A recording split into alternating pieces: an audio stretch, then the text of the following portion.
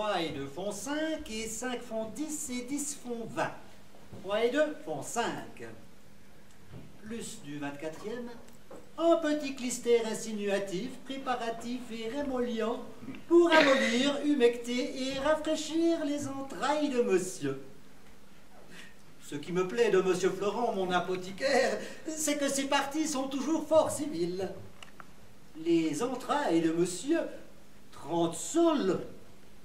Oui, mais monsieur Florent, ce n'est pas tout que d'être civil, il faut aussi être raisonnable et ne pas écorcher les malades. 30 sols en lavement. Vous ne me les avez mis dans les autres parties qu'à 20 sols, et les 20 sols en langage d'apothicaire, c'est-à-dire 10 sols. Les voilà, 10 sols. Plus de 10 jours, le soir, un gilet hépatique, sophoratif et somnifère, composé pour faire dormir monsieur. 35 sols. Je ne me plains pas de celui-là, car il me fit bien dormir. Plus du 24e, une bonne médecine purgative et corroborative, composée de casses récentes avec sémies de Mentin et autres, suivant l'ordonnance de monsieur Purgon, pour expulser et évacuer la bile de monsieur. 4 livres. Oh, monsieur Florent, c'est se moquer. Il faut vivre avec les malades. Monsieur Purgon ne vous a pas ordonné de mettre 4 francs. Mettez 3 livres, s'il vous plaît. Plus du 26e, un clistère carminatif pour chasser les vents de monsieur. 30 sols. Oh, 10 sols, monsieur Florent. Plus du 27e, une bonne médecine composée pour hâter d'aller et chasser dehors les mauvaises humeurs de monsieur. 3 livres. Bon, je suis bien aise que vous soyez raisonnable. Plus une potion cordiale et préservative composée avec 12 grains de bézoard, sirop de limon et grenade et autres, suivant l'ordonnance. 5 livres. Ah, monsieur Florent, tout doux, s'il vous plaît. Vous en usez comme cela, on ne voudra plus être malade. Contentez-vous de 4 francs. 3 et 2 font 5, et 5 font 10, et 10 font 20. 3 et 2 font 5. Si bien donc que de ce mois, j'ai pris 1, 2, 3, 4, 5, 6, 7 et 8 médecines. Et 1, 2, 3, 4, 5, 6, 7, 8, 9, 10, 11 et 12 lavements. Et l'autre mois, il y avait 12 médecines et 20 lavements. Je ne m'étonne pas si je ne me porte pas si bien ce mois-ci. Je le dirai à monsieur Purgon afin qu'il mette ordre à cela. Allons, qu'on monte tout ceci. Il n'y a personne? J'ai beau dire, on me laisse toujours seul. Il n'y a pas moyen de les arrêter ici. Ils n'entendent point. Et ma sonnette ne fait pas assez de bruit. Drolin, drolin, drolin. Point d'affaire. Drolin, drolin, drolin. Ils sont sourds. Toilette, drolin, drolin, drolin. J'enrage. Drolin, drolin, drolin. Tout comme si je ne sonnais point. Chienne, coquine, drolin, drolin, drolin. Carogne à tous les diables. Est-il possible qu'on laisse comme cela un pauvre malade tout seul? Drolin, drolin, drolin. Voilà qui est pitoyable. Drolin, drolin, drolin.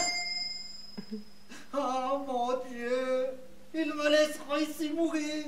Drolin, drolin, drolin. On y va. Ah, chienne. Ah, carogne. Diautre soit fait de votre impatience.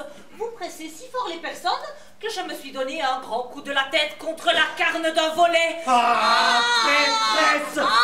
Il y a une heure. Tu m'as laissé. Tais-toi donc, coquine, que je te querelle. Sans mot, ma foi. J'en suis d'avis après ce que je me suis fait. Tu m'as fait cosiller, carogne. Et vous m'avez fait, vous, casser la tête. L'un vaut bien l'autre. Quitte à quitte, si vous voulez. Quoi, coquine? Si vous querellez, je pleurerai. Me laisser, traîtresse. Chienne, tu veux? Quoi? Il faudra encore que je n'ai pas le plaisir de la quereller. Querellez tout votre sou, je le veux bien. Tu m'en empêches, chienne, en m'interrompant à tout coup. Si vous avez le plaisir de quereller, il faut bien que de mon côté j'ai le plaisir de pleurer. À chacun le sien, ce n'est pas trop. Allons, il faut qu'on passe par là. Ôte-moi ceci, coquine, ôte-moi ceci.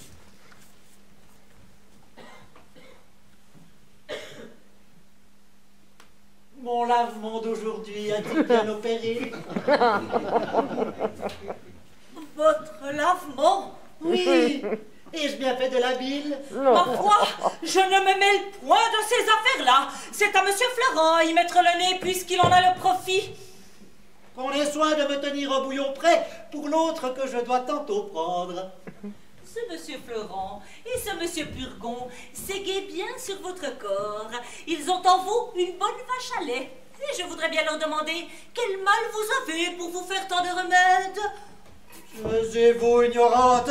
Ce n'est pas à vous à contrôler les ordonnances de la médecine. Qu'on me fasse venir ma fille Angélique. J'ai à lui dire quelque chose. La voici qui vient d'elle-même.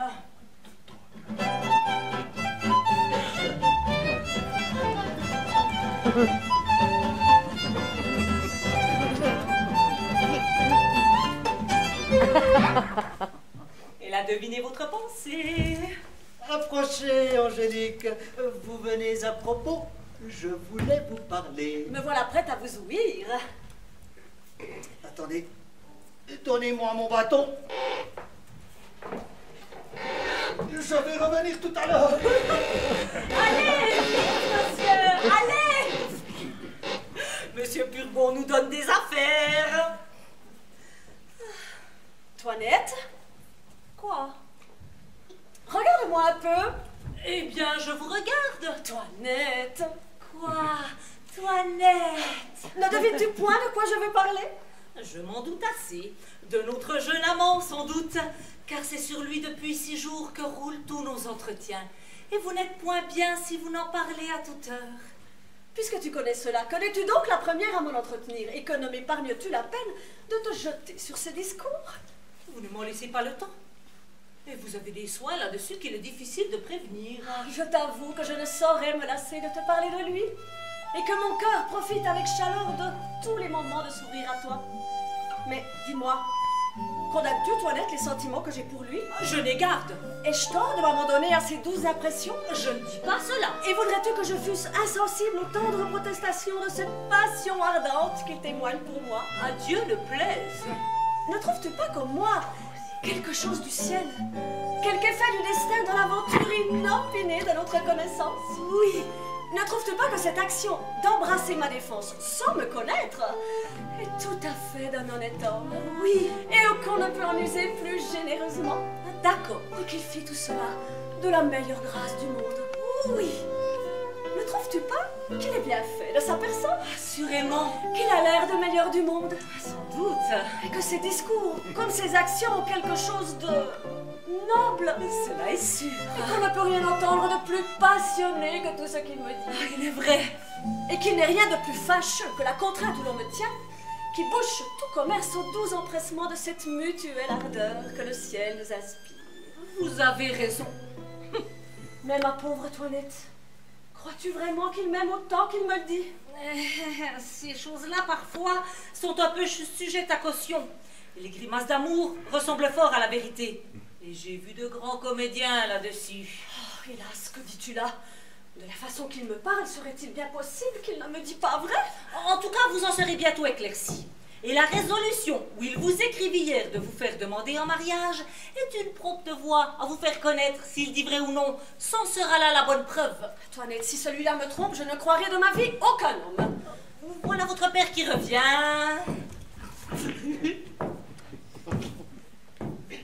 Oh, ça, ma fille, je vais vous dire une nouvelle ou peut-être ne vous attendez-vous pas.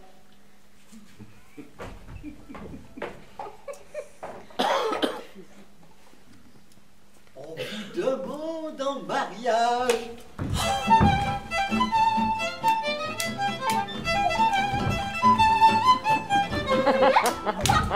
Qu'est-ce que cela? Vous riez? Cela est plaisant, oui, ce mot de mariage. Il n'y a rien de plus drôle pour les jeunes filles. Ah, nature, nature. Ah, ce que je puis voir, ma fille, je n'ai que faire de vous demander si vous voulez bien vous marier. Je dois faire, mon père, tout ce qu'il vous plaira de m'ordonner. Je suis bien aise d'avoir une fille si obéissante. La chose est donc conclue et je vous ai promise. C'est à moi de suivre aveuglément toutes vos volontés.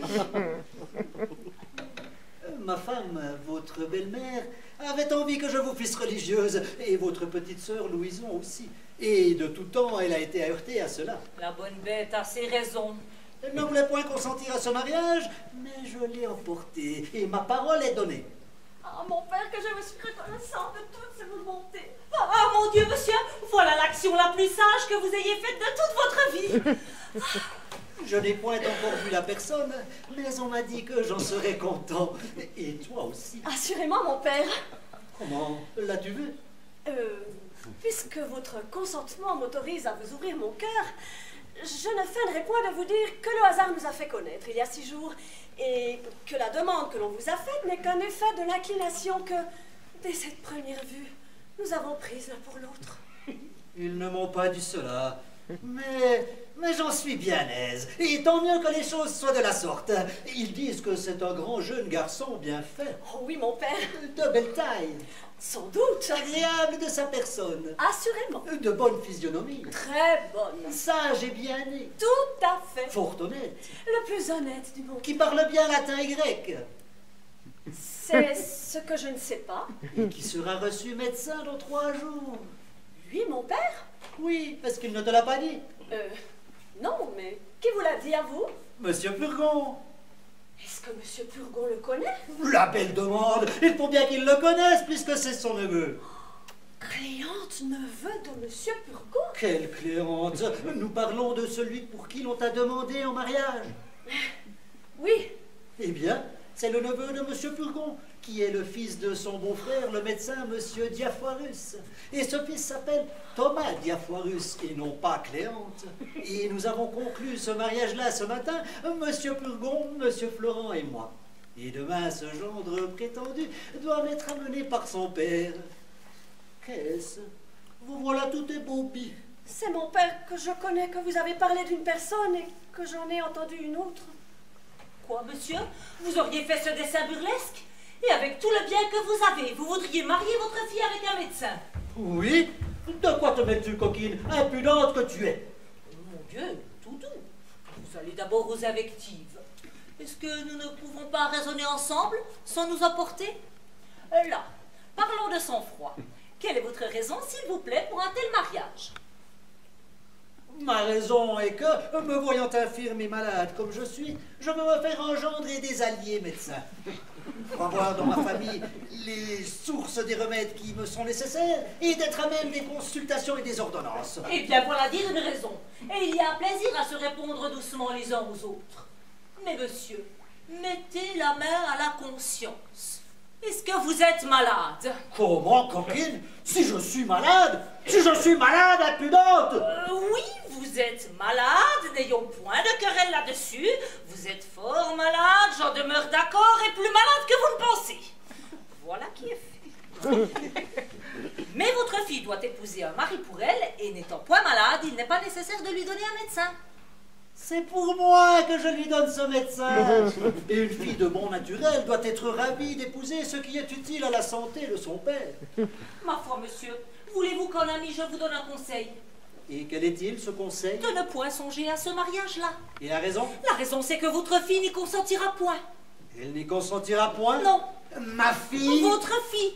Elle vous dira qu'elle n'a que faire de monsieur Diafoirus, ni de son fils Thomas Diafoirus, ni de tous les Diafoirus du monde. J'en ai affaire, moi. Outre que le parti est plus avantageux qu'on le pense, Monsieur Diafoirus n'a que ce fils-là pour tout héritier. Et de plus, Monsieur Purgon, qui n'a ni femme ni enfant, lui donne tout son bien en faveur de ce mariage. Et Monsieur Purgon est un homme qui a 8000 bonnes livres de rente. Il faut qu'il ait tué bien des gens pour s'être fait si riche. 8000 livres de rente sont quelque chose, sans compter le bien du père. Enfin, monsieur, tout cela est bel et bon. Mais je vous conseille entre nous de lui choisir un autre mari. Elle n'est point faite pour être Madame Diafoirus. Et je veux moins que cela soit. Et fille, ne dites pas cela. Comment que je ne dise pas cela? Non. Et pourquoi ne le dirais-je pas? On dira que vous ne songez pas à ce que vous dites. On dira ce qu'on voudra. Mais je vous dis que je veux qu'elle exécute la parole que j'ai donnée. Et moi, je vous dis qu'elle ne le fera pas. Je lui forcerai bien. Elle ne le fera pas, vous dis-je. Elle le fera ou je la mettrai dans un couvent. Vous? Moi. Bon. Comment bon? Vous ne mettrez pas votre fille dans un couvent. Je ne la mettrai pas dans un couvent? Non. Non? Non. Oui, voilà qui est plaisant. Je ne mettrai pas ma fille dans un couvent si je veux. Non, vous dis-je. Qui m'en empêchera? Vous-même. Moi?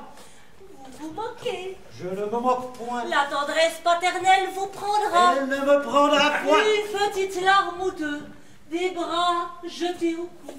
Ah, mon petit papa mignon, prononcé tendrement, sera assez pour vous toucher. Tout cela ne fera rien. Oui, oui. Je vous dis que je n'en démordrai point. Bagatelle. Il ne faut point dire bagatelle. Mon Dieu, je vous connais. Vous êtes bon naturellement. Je ne suis point bon. Et je suis méchant, Taganet. Doucement, monsieur. Vous ne songez pas que vous êtes malade. Je lui commande absolument de se préparer à prendre le mari que je dis. Et moi, je lui défends d'en faire rien. Quelle audace est cela? Quand un maître ne songe pas à ce qu'il fait, une servante bien sensée est en droit de le redresser. Oh, insolente, il faut que je t'assomme. Il est de mon devoir de m'opposer aux choses qui vous peuvent déshonorer. Viens, viens, que je taperai la parole. Je ne consentirai jamais à ce mariage. Viens. Je ne veux pas qu'elle épouse votre Thomas Diafoirus. Fondard. Et elle m'obéira plutôt qu'à vous. Carogne. Angélique, ne veux-tu pas m'arrêter cette coquine-là? Et mon père ne nous fait point malade. Si tu ne me l'arrêtes, je te donnerai ma malédiction. Et moi, je la déshériterai si elle vous obéit. Ah! Ah! Ah, je n'en puis plus. Voilà pour me faire mourir. Ah, ma femme, approchez. Qu'avez-vous, mon pauvre mari? Venez-vous-en ici à mon secours. Qu'est-ce que c'est donc qu'il y a, mon petit-fils? Marie, Mon ami. on vient de me mettre en colère. Hélas, pauvre petit mari. Votre- Comment donc, mon ami? Votre coquine de servante est devenue plus insolente que jamais. Ne vous passionnez donc point. Elle a contrecarré 1 heure durant les choses que je veux faire. Doucement, mon fils. Et a eu l'effronterie de me dire que je ne suis point malade. C'est une impertinence. Vous savez, mon cœur, ce qui en est. Ah oui, mon cœur est la taupe. Mamour, cette coquine-là me fera mourir. Et là. Elle est cause de toute la bile que je fais. Ne vous fâchez point tant. Et il y a je ne sais combien que je vous dis de me la chasser. Mon Dieu, mon fils, il n'y a point de serviteur et de servant qui n'ait leur défaut. On est contraint parfois de souffrir leur mauvaise qualité à cause des bonnes. Celle-ci est adroite, soigneuse, diligente et surtout fidèle. Et vous savez qu'il faut maintenant de grandes précautions pour les gens que l'on prend. Hola, Toinette! Madame, Pourquoi donc est-ce que vous mettez mon mari en colère? moi, madame, hélas, je ne sais pas ce que vous voulez dire. Je ne songe qu'à complaire à monsieur en toutes choses. Oh, la traîtresse! Il nous a dit qu'il voulait donner sa fille en mariage au fils de monsieur Diafoirus. Et bien que je trouve le parti avantageux pour elle, je lui ai dit qu'il ferait mieux de la mettre dans un couvent. Il n'y a pas grand mal à cela et je trouve qu'elle a raison. Oh, Mamour, vous la croyez? C'est une scélérate! Elle m'a dit sans insolence! Eh bien, je vous crois, mon ami, là, remettez-vous. Écoutez, Toinette, si vous fâchez jamais mon mari, je vous mettrai dehors. Là, prenez ce dentifrice et des oreillers pour l'accommoder dans sa chaise, le voilà je ne sais comment. Enfoncez bien son bonnet jusque sur les oreilles.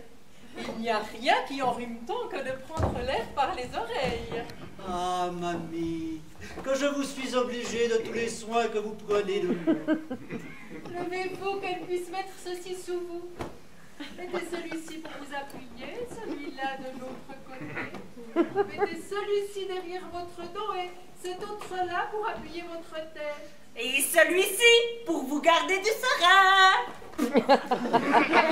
Ah, coquine, de me m'étouffer!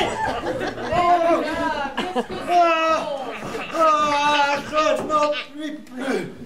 Pourquoi Pourquoi vous emporter ainsi? Elle a cru faire bien. Vous ne connaissez pas la malice de la pendarde. Elle m'a mis tout hors de moi.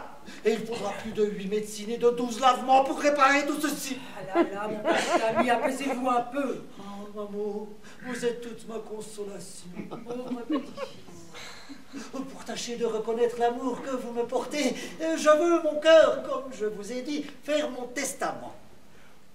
Oh, ne parlons point de cela, je vous prie. Je ne saurais souffrir cette pensée. Et le seul mot de testament me fait tressaillir de douleur. Je vous avais dit de parler pour cela à votre notaire. Le voilà que j'ai amené avec moi. Faites-le donc entrer, maman. Hélas, mon ami, quand on aime bien un mari, on n'est guère en état de songer à tout cela.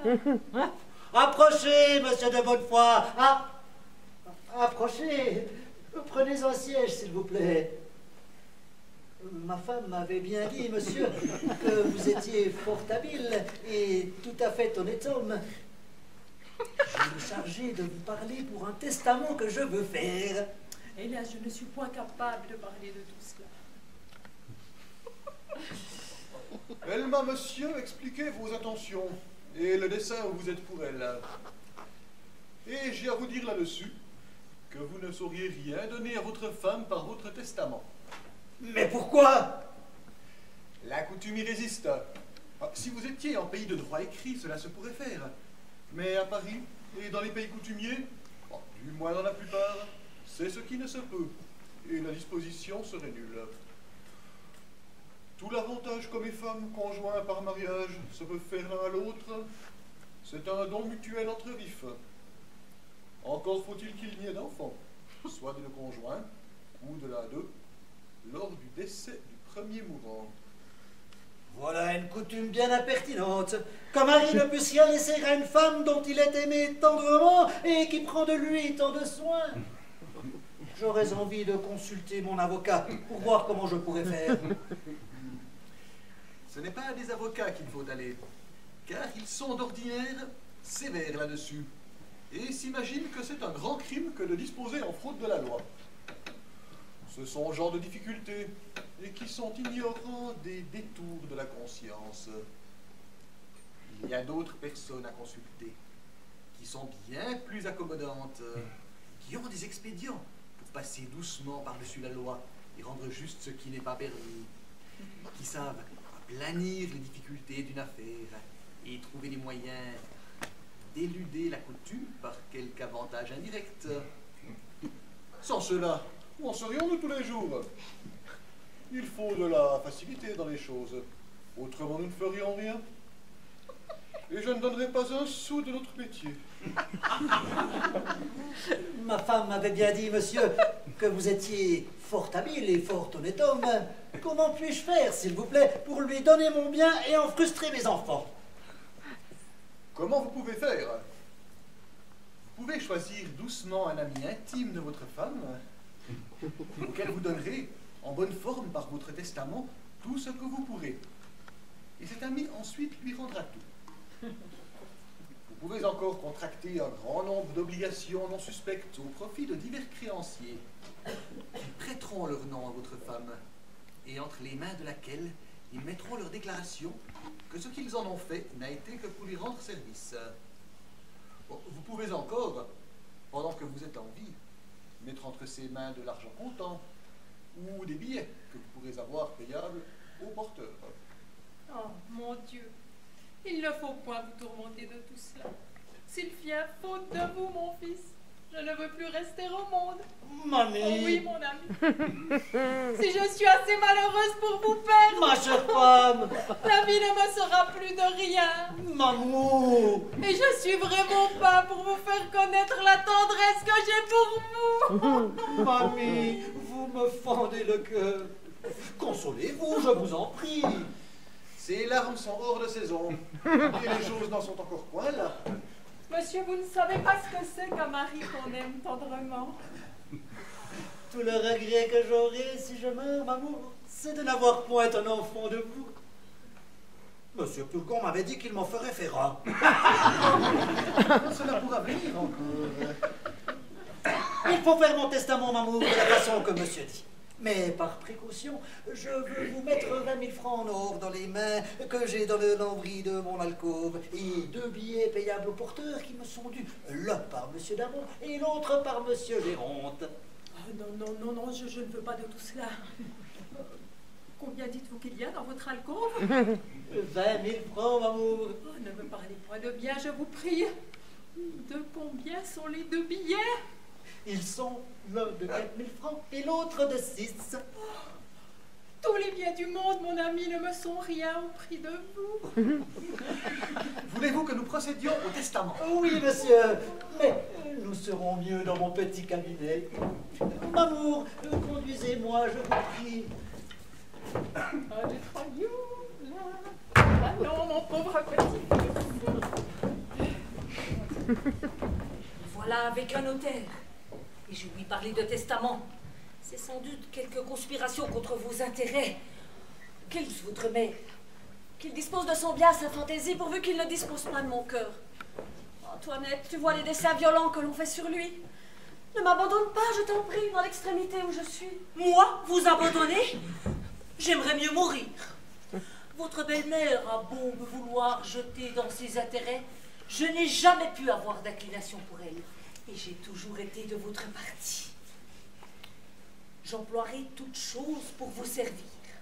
Et pour vous servir avec plus d'effet, je veux changer de batterie, couvrir le zèle que j'ai pour vous et feindre d'entrer dans les sentiments de votre père et de votre belle-mère. Tâche, je t'en conjure, de faire donner avis à Cléante du mariage qu'on a conclu. Je n'ai personne à employer à cet office. Que le vieil usurier Polichinelle, mon amant. Il m'en coûtera quelques paroles de douceur que je veux bien dépenser pour elle. Mais pour aujourd'hui, il est trop tard. Demain, de bon matin, je l'enverrai quérir et il sera ravi de nous aider. Toinette! Voilà qu'on m'appelle.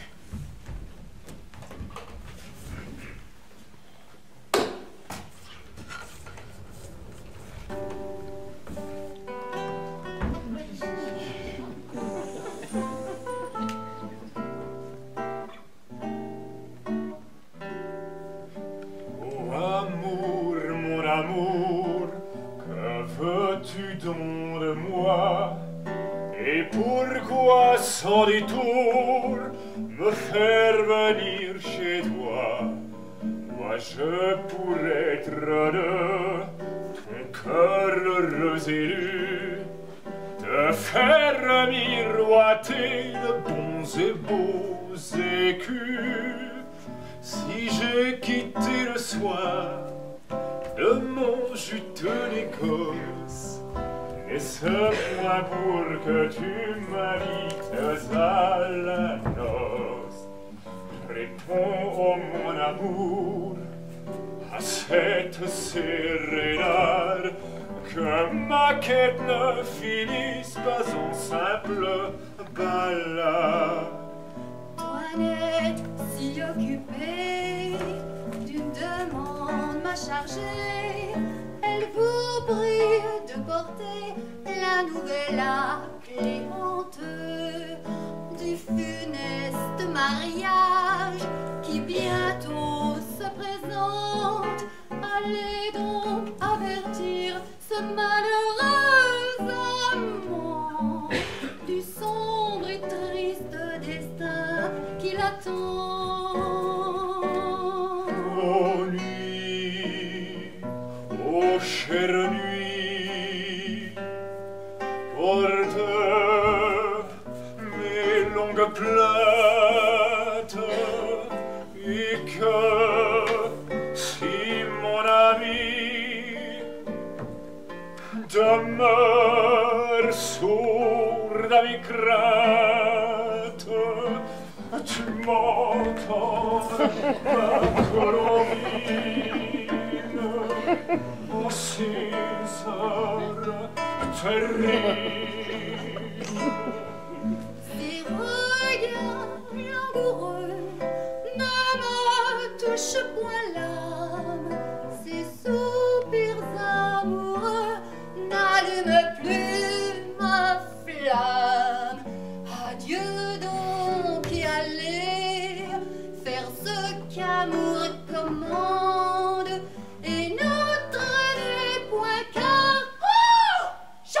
3 gardes en bande.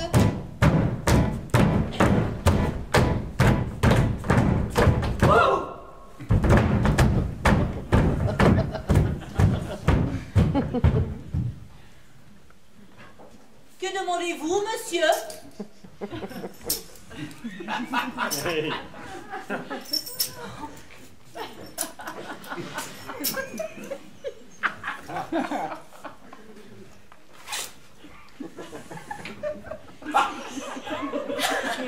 Ce que je demande... C'est vous? Que venez-vous faire, Séant? Savoir ma destinée, parler à l'aimable Angélique, consulter les sentiments de son cœur et lui demander ses résolutions sur ce mariage fatal dont on m'a averti. Oui, mais on ne parle pas comme cela de but en blanc à Angélique. Il faut des mystères. Et on vous a dit, il y a 3 gardes où elle est retenue, qu'on ne la laisse ni sortir, ni parler à personne, et que ce ne fut que la curiosité d'une vieille tante qui nous fit accorder la liberté d'aller à cette comédie qui donna lieu à la naissance de votre passion. Nous nous sommes bien gardés de parler de cette aventure. Aussi ne viens-je pas ici comme Cléante et sous l'apparence de son amant, mais comme ami de son maître de musique, dont j'ai obtenu le pouvoir de dire qu'il m'envoie à sa place. Voilà son père qui revient. Retirons-nous un peu et me laissez lui dire que vous êtes là. Monsieur Purgon m'a dit de me promener le matin dans ma chambre, tous allez et tous venez. J'ai oublié à lui demander si c'est en long ou en large. Monsieur, voilà un homme... Parle bas, Pendarde! Tu viens m'ébranler tout le cerveau. Et tu ne songes pas qu'il ne faut point parler si haut à des malades. Monsieur, je... Parle bas, te dis-je. Et qu'est-ce que tu dis? Je dis que voilà un homme qui veut parler à vous. Qu'il vienne. Monsieur! Doucement, ne parlez pas si haut, de peur d'ébranler le cerveau de monsieur. Monsieur, je suis ravi de vous trouver debout et de voir que vous vous portez mieux. Comment qu'il se porte mieux? Cela est faux. Monsieur ne s'est jamais si mal porté. J'ai ouï dire que monsieur était mieux. Je lui trouve bon visage. Que voulez-vous dire avec votre bon visage? Monsieur l'a fort mauvais, et ce sont des impertinents qui vous ont dit qu'il allait mieux. Il ne s'est jamais si mal porté. Elle a raison. Marche, dort, boit, mange, comme tout le monde, mais cela n'empêche qu'il ne soit fort malade. Cela est vrai. Monsieur, j'en suis au désespoir. Je viens de la part du maître à chanter de mademoiselle votre fille. Il s'est vu obligé d'aller à la campagne pour quelques jours. Et comme son ami intime, il m'envoie à sa place pour lui continuer ses leçons, de peur qu'en les interrompant, il ne vînt à oublier ce qu'elle sait déjà. Fort bien. Appelez Angélique. Monsieur, ne serait-il pas mieux de mener monsieur à sa chambre? Non, faites-la venir. Il ne pourra lui donner leçon comme il faut que s'ils ne sont en particulier. Si fait, si fait. Monsieur, cela ne fera que vous émouvoir. Et il ne faut rien en l'état où vous êtes pour vous étourdir le cerveau. Point, point. J'aime la musique et je serai bien aide. Ah, la voici. Allez-vous en voir, vous, si ma femme est habillée. Venez, Angélique. Votre maître de musique est allé au chant. Et voilà une personne qui l'envoie à sa place pour vous montrer. Oh, ciel! Qu'est-ce? D'où vient cette surprise? C'est Quoi? Qui vous émeut de la sorte? mon père, une aventure surprenante qui se rencontre ici. Comment? J'ai songé cette nuit. J'étais dans le plus grand embarras du monde. Et qu'une personne faite, tout comme monsieur, s'est approchée de moi, à qui j'ai demandé secours et qui m'est venu me donner me tirer de la peine où j'étais. Et ma surprise a été grande en arrivant ici de voir inopinément tout ce que j'ai lu dans l'idée toute la nuit. Ne pas être malheureux que d'occuper vos pensées, soit en dormant, soit en veillant. Et mon bonheur serait grand sans doute. Ma si vous foi, étiez- monsieur, je suis pour vous maintenant. Et je me dédie de tout ce que je disais hier. Voici monsieur Diafoirus le père et monsieur Diafoirus le fils qui viennent vous rendre visite. Que vous serez bien engendrés. J'ai vu le garçon le mieux fait du monde et le plus spirituel. Il n'a dit que 2 mots qui m'ont ravi et votre fille va être charmée de lui. Ne vous en allez point, monsieur. C'est que je marie ma fille, et voilà qu'on lui amène son prétendu mari qu'elle n'a point encore vu. C'est m'honorer beaucoup, monsieur, de vouloir que je sois témoin d'une entrevue si agréable. C'est le fils d'un habile médecin, et le mariage se fera dans 4 jours. Fort bien. Demandez-le un peu à son maître de musique, afin qu'il se trouve à la noce. Je n'y manquerai pas. Je vous y prie aussi. Vous me faites beaucoup d'honneur. Allons qu'on se range, les voici.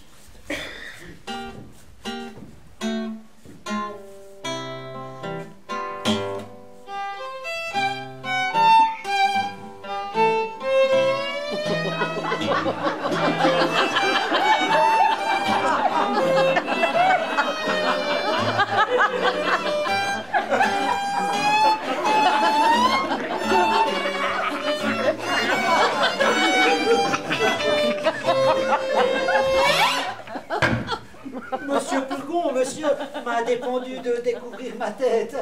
Vous êtes du métier, vous savez les conséquences. Monsieur, nous sommes dans toutes nos visites pour porter secours aux malades et non pour leur porter de la commodité.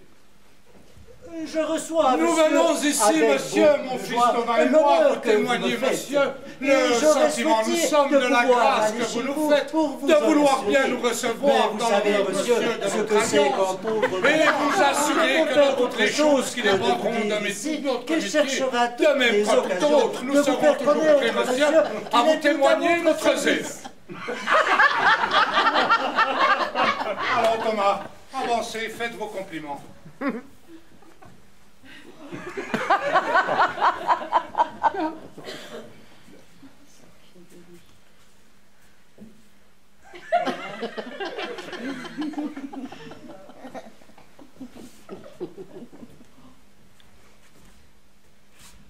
N'est-ce pas par le père qu'il convient commencer? Mais oui.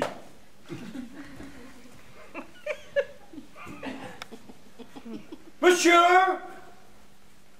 je suis venu saluer, reconnaître, chérir et révérer en vous un second père, auquel j'ose dire que je me sens plus redevable qu'au premier.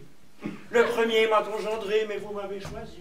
Il m'a reçu par nécessité, mais vous m'avez accepté par grâce. Ce que je tiens de lui est un ouvrage de son corps, mais ce que je tiens de vous est un ouvrage de votre volonté. Et d'autant plus que les facultés spirituelles sont au-dessus des corporelles, d'autant plus je vous dois, et d'autant plus je tiens précieux cette future filiation dont je viens aujourd'hui vous rendre par avance les très humbles et respectueux hommages. Voilà ce que c'est que d'étudier. On apprend à dire de belles choses. Cela est traité bien, mon père. Optimé. Saluez, monsieur. Les oreilles. Oui, oui.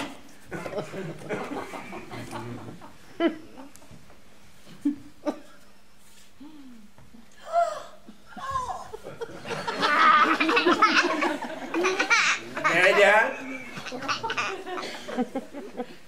c'est avec justice que le ciel vous a concédé le nom de belle-mère, puisque l'on voit... Ce n'est pas ma femme, c'est ma fille à qui vous parlez. Où est-elle donc? Elle va venir. Attendrai-je, mon père, qu'elle soit venue? Mais faites toujours le compliment de mademoiselle.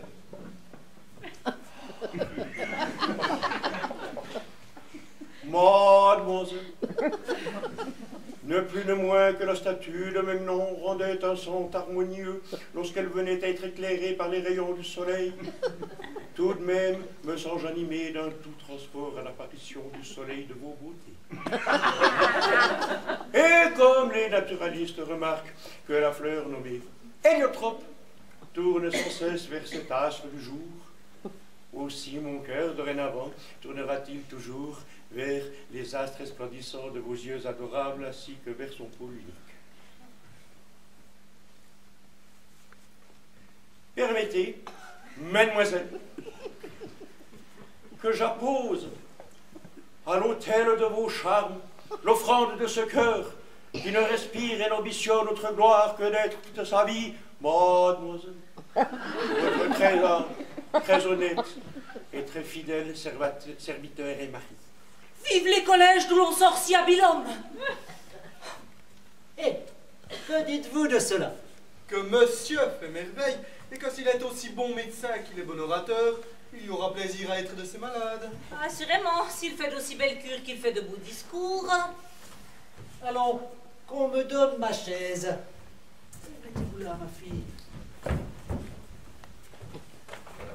Vous voyez, monsieur, que tout le monde admire monsieur votre fils, et je vous trouve bien heureux de vous voir un garçon comme cela.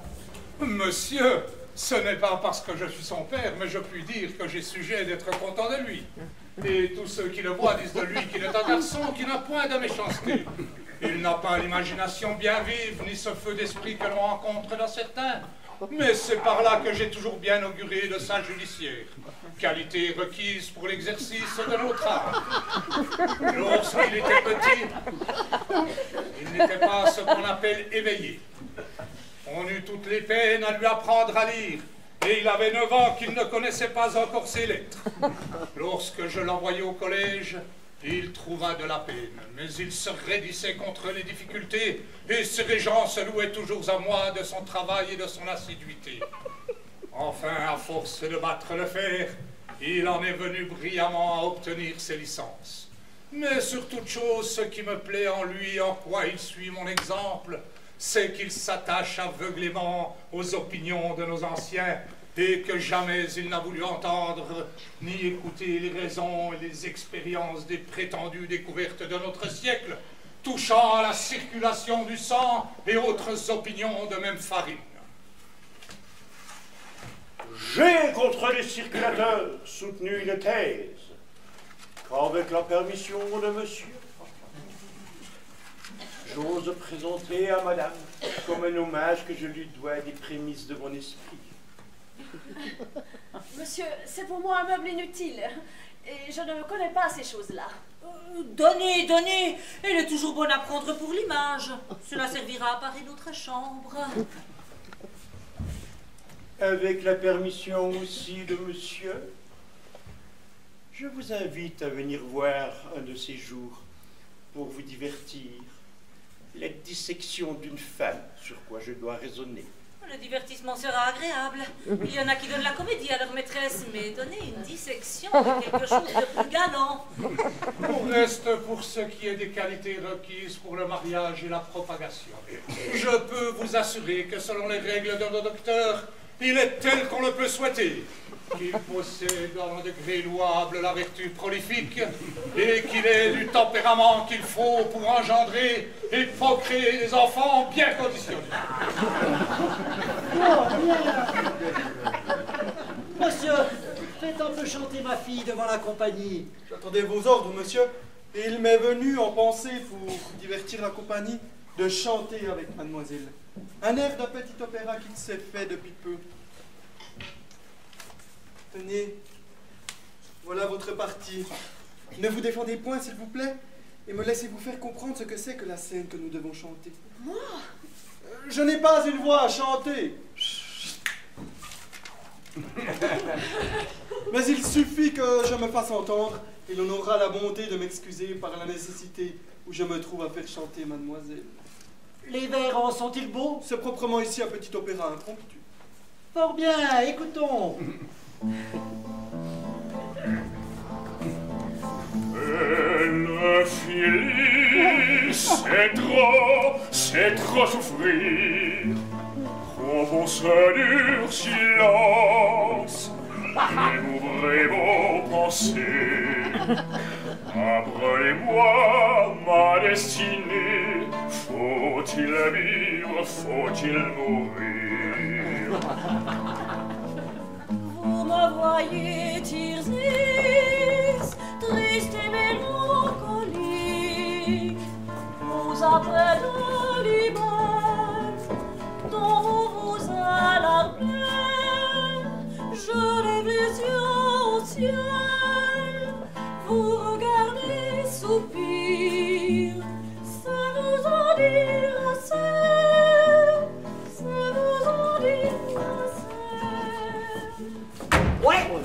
croyais pas que ma fille fût si habile que de chanter ainsi à livre ouvert sans hésiter. Montrez-moi ce papier. Oh! Oh! Où sont donc les paroles que vous avez dites? Il n'y a là que de la musique écrite. Ne savez-vous pas, monsieur, qu'on a trouvé l'invention depuis peu d'écrire les paroles avec les notes mêmes? Hélas, belle Phyllis, se pourrait-il que l'amoureux Tircis eût assez de bonheur pour avoir quelques plats dans votre cœur? Je ne m'en défends point de cette belle extrême. Oui, Tircis, je vous aime. Dieu roi, qui sous vos pieds regardez tout le monde, pouvez-vous comparer votre bonheur au mien? Et faites une pensée, bientôt les seuls nous transports. Un rival, je le hais plus que la mort. Et sa présence est un supplice. Faut-il qu'un père à ses yeux vous assujettisse? Et que dit le père à tout cela? Il ne dit rien. Voilà un sopère que ce père-là, de souffrir toutes ces sottises-là sans rien dire. Ah, mon amour! Non, cette comédie-là ne prend que des exemples. Le berger Tircis est un impertinent, et la bergère Phyllis une impudente de parler de la sorte devant son père. Je suis votre serviteur, monsieur. Jusqu'au revoir. Nous nous serions bien passés de votre impertinent d'opéra. J'ai cru vous divertir. Les sottises ne divertissent point. Ah, voici ma femme. Maman, voilà le fils de monsieur Diapoirus.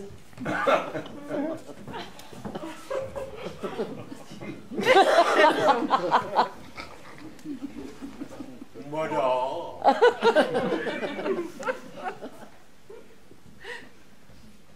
C'est le ciel qui vous a donné le nom de belle-mère. Puisque l'on voit sur votre visage... Monsieur, je suis ravie d'être venu ici à propos pour avoir l'honneur de vous voir. Puisque l'on voit sur votre visage... Puisque l'on voit sur votre visage... Madame, vous m'avez interrompu dans le milieu de ma période, et cela m'a perturbé la mémoire. Allons, Thomas, réservez cela pour une autre fois. Je voudrais, mamie, que vous eussiez été ici tantôt. Ah, madame, vous avez bien perdu de n'avoir point été au second père, à la statue de même nom, à la fleur nommée Héliotrophe. Allons, ma fille, touchez dans la main de monsieur et lui donnez votre foi comme à votre mari. Mon père, Bien, mon père, qu'est-ce que cela veut dire? de grâce, ne précipitez pas les choses.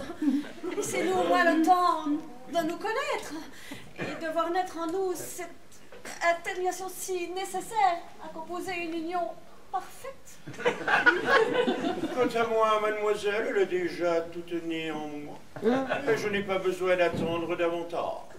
Si vous êtes si bon, monsieur, il n'en est pas de même pour moi. Et je vous avoue que votre mérite n'a pas encore fait assez d'impression dans mon âme. Oh, bien, bien. Cela aura tout le loisir de se faire quand vous serez mariés ensemble. Père, laissez-moi du temps, je vous prie. Le mariage est une chaîne où l'on ne doit jamais soumettre un cœur par force. Et si monsieur est honnête homme, il ne devrait pas vouloir d'une personne qui serait à lui par contrainte. Nego consequentium, mademoiselle. Et je puis très bien être honnête homme et vouloir vous accepter des mains de monsieur votre père. C'est un méchant moyen, monsieur, de se faire aimer de quelqu'un que de lui faire violence. Nous lisons des anciens, mademoiselle, que leur coutume était d'enlever par force de la maison des pères les filles que l'on menait mariées, afin qu'il ne semblât pas que ce fût de leur consentement qu'elles convolaient dans les bras d'un homme. Les anciens, monsieur, sont les anciens. Et nous sommes des gens de maintenant. Les grimaces ne sont point nécessaires dans notre siècle. Et quand un mariage nous plaît, nous savons fort bien y aller sans qu'on nous y traîne. Donnez-vous patience, je vous prie. Si vous m'aimez, vous devez vouloir tout ce que je veux. Oui, mademoiselle, jusqu'aux intérêts de mon amour exclusivement. Mais la plus belle marque d'amour, monsieur, c'est d'être soumis aux volontés de celle qu'on aime. Distinguons. Dans ce qui ne regarde point sa possession, concedo. Mais dans ce qui le regarde, négo. Vous avez beau raisonner, mademoiselle. Monsieur est frais et moulu du collège et il vous donnera toujours votre reste. Pourquoi tant résister et refuser la gloire d'être attaché au corps de la faculté? Peut-être quelque inclination en tête. Si j'en avais, madame, elle serait telle que la raison et l'honnêteté pourraient me la permettre. Oui, je joue ici un plaisant personnage. Si j'étais que de vous, mon fils, je ne la forcerais point à se marier. Je sais bien ce que je ferais. Je sais, madame, ce que vous voulez dire et les bontés que vous avez pour moi. Mais peut-être que vos conseils ne seront pas assez heureux pour être exécutés. C'est que les filles honnêtes, comme vous, se moquent d'obéir à la volonté de leur père. Cela était bon autrefois. Le devoir d'une fille a des bornes, madame. Et la raison et l'honnêteté ne les tentent point à toutes sortes de choses. C'est-à-dire que vos pensées ne sont que pour le mariage. Mais vous voulez choisir un époux à votre fantaisie. Si mon père ne veut pas me donner un mari qui me plaise, je le conjurerai au moins de ne me point forcer à en épouser un que je ne puisse pas aimer. Messieurs, je vous demande pardon de tout ceci. Chacun a son but en se mariant. Pour moi, qui ne veux un mari que pour l'aimer véritablement, qui prétend en faire tout l'attachement de sa vie, je vous avoue que j'y cherche quelques précautions. Il y en a d'autres qui prennent des maris pour se tirer de la contrainte de leurs parents et se mettre en état de faire tout ce qu'ils voudront. Et il y en a d'autres, madame, qui font du mariage un commerce de pur intérêt, qui ne se marient que pour gagner des douaires, que pour s'enrichir par la mort de ceux qu'elles épousent, et courent sans scrupule de mari en mari pour s'approprier leur dépouille. Ces personnes-là, à la vérité, n'y cherchent pas tant de façon. Ils regardent peu la personne. Je vous trouve aujourd'hui bien raisonnante et je voudrais bien savoir ce que vous voulez dire par là. Moi, madame? Mais que voudrais-je dire que ce que je dis? Vous êtes si sotte, mamie, qu'on ne saurait plus vous souffrir. Vous voudriez bien, madame, m'obliger à vous répondre quelque impertinence. Mais je vous avertis que vous n'aurez pas cet avantage. Il n'est rien d'égal à votre insolence. Non, madame, vous avez beau dire. Vous avez un ridicule orgueil et une impertinente présomption qui fait hausser les épaules à tout le monde. Tout cela ne servira de rien. Je serai sage en dépit de vous. Et pour vous ôter l'espérance de pouvoir réussir dans ce que vous voulez, je vais monter de votre vue. Écoute, il n'y a point de milieu à cela. Choisis d'épouser dans 4 jours, ou monsieur, ou un couvent. Ne vous mettez pas en peine, je l'arrangerai bien. Je suis fâchée de vous quitter, mon fils, mais j'ai une affaire en ville dont je ne puis me dispenser. Je reviendrai bientôt. Allez, Mamour, et passez chez votre notaire, afin qu'il expédie ce que vous savez. Adieu, mon petit ami. Adieu, mamie. Voilà une femme qui m'aime, cela n'est pas croyable. Nous allons, monsieur, prendre congé de vous. Monsieur, dites-moi un peu comment je suis. Allons, Thomas, prenez l'autre bras de monsieur pour voir si vous saurez porter un bon jugement de son pouls.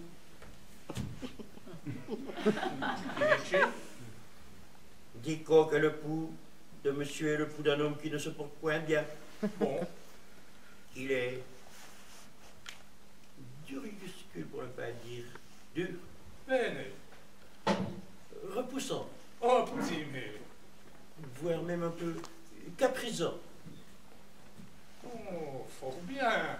Ce qui marque une intempérie dans le parenchyme splénique, c'est-à-dire la rate. Non, bien. Non, monsieur Purgon dit que c'est mon foie qui est malade. Oh, qui dit parenchyme dit l'un et l'autre, à cause de l'étroite relation qu'ils ont entre eux par le moyen du vase brevet du pylore, et souvent des méates colidoques. Ils vous ordonnent certainement de manger force rôti. Non, rien que du bouilli. Ah, rôti, bouilli, même chose. Ils vous ordonnent fort prudemment, et vous ne sauriez être en de meilleures mains. Monsieur, combien est-ce qu'il faut mettre de grains de sel dans un œuf? 2, 4,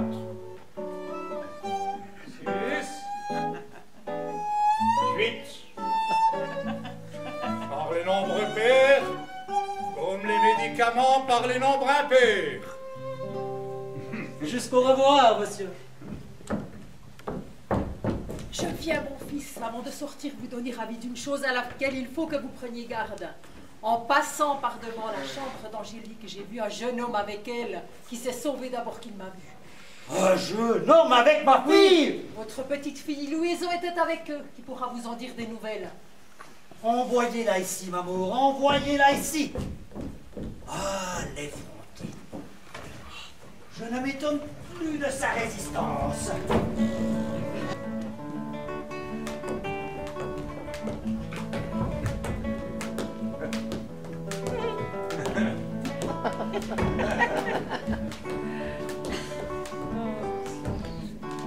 Qu'est-ce que vous voulez, mon papa? Ma belle maman m'a dit que vous me demandez. Oui, Vanessa. Avancez là. Tournez-vous. Levez les yeux. Regardez-moi. Quoi, mon papa? Là. Quoi? N'avez-vous rien à me dire? Je vous dirai, si vous voulez, pour vous désennuyer, le conte de Ponal d'Anne ou la fable du corbeau et le renard qu'on m'a appris depuis peu. Ce n'est pas là ce que je vous demande. Quoi donc? Ah, rusé, vous savez bien ce que je veux dire. Pardonnez-moi, mon papa. Est-ce là comme vous m'obéissez? Quoi? Ne vous ai-je pas recommandé de me venir d'abord dire tout ce que vous voyez? Oui, mon papa. Et l'avez-vous fait? Oui, mon papa, je suis venu vous dire tout ce que j'ai vu. Et n'avez-vous rien vu aujourd'hui? Non, mon papa. Non? Non, mon papa. Assurément? Oh, sûrement. Oh, ça! Je m'en vais vous faire voir quelque chose, moi! Mon papa! Ah, petite masque! Vous ne me dites pas que vous avez vu un homme dans la chambre de votre sœur! Mon papa! Voici qui vous apprendra à mentir! Je vous demande pardon, mon papa. C'est que ma sœur m'avait dit de ne rien vous dire. Et je m'en vais vous dire tout. Il faut premièrement que vous ayez le fouet pour avoir menti. Puis après, nous verrons au reste. Mon pauvre papa, ne me donnez pas le fouet.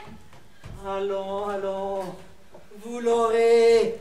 Au nom de Dieu, mon papa, que je ne l'ai pas. Non, non, allons. Attendez. Vous m'avez blessée. Je suis morte. Oh là, qu'est-ce là? Louison, Louison. Oh mon Dieu, Louison. Ah, malheureux, ma pauvre fille est morte. Ah, qu'ai-je fait, misérable? Ah, chienne de verge, la peste soit les verges. Ah, ah, ma pauvre fille, ma pauvre petite Louison. Oh.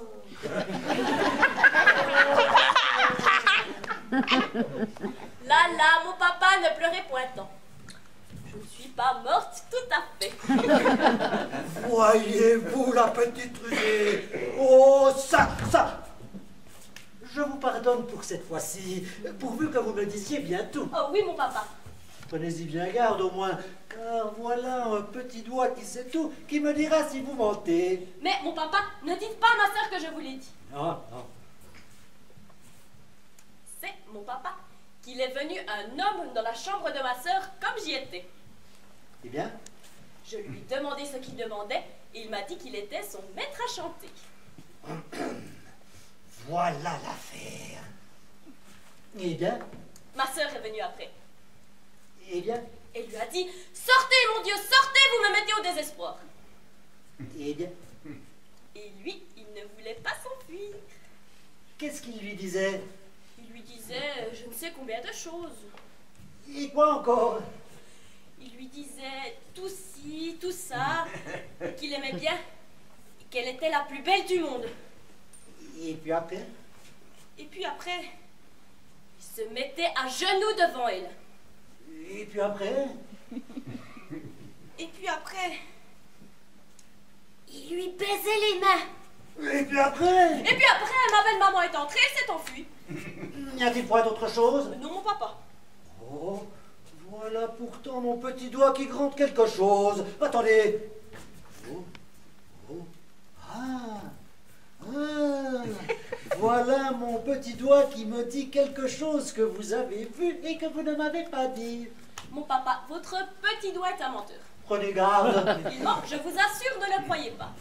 Oh, bien, bien. Nous verrons cela. Prenez bien garde à tout et allez-vous-en. Allez. Ah.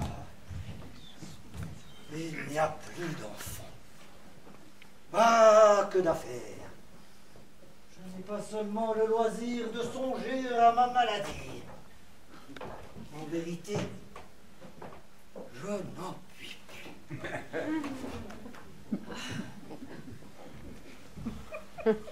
Eh bien, mon frère, qu'est-ce? Comment vous portez-vous? Ah, mon frère, fort mal. Oh, fort mal. Oui, je suis dans une faiblesse si grande que cela n'est pas croyable. Voilà qui est fâcheux. Je n'ai pas seulement la force de pouvoir parler. J'étais venu ici, mon frère, vous proposer un parti pour ma nièce Angélique. Non, mon frère, ne me parlez point de cette coquine-là. C'est une friponne, une impertinente, une effrontée que je mettrai dans un couvent avant qu'il soit de jour. Eh bien, voilà qui est bien. Je suis bien aise que ma visite vous fasse du bien. Ou ça, nous parlerons d'affaires tout à l'heure. Je vous amène ici un divertissement que j'ai rencontré qui dissipera votre chagrin et vous rendra là mieux disposé aux choses que nous avons à dire. Ce sont des danses où je suis sûr que vous prendrez plaisir. Et cela vaudra bien une ordonnance de Monsieur Purgon.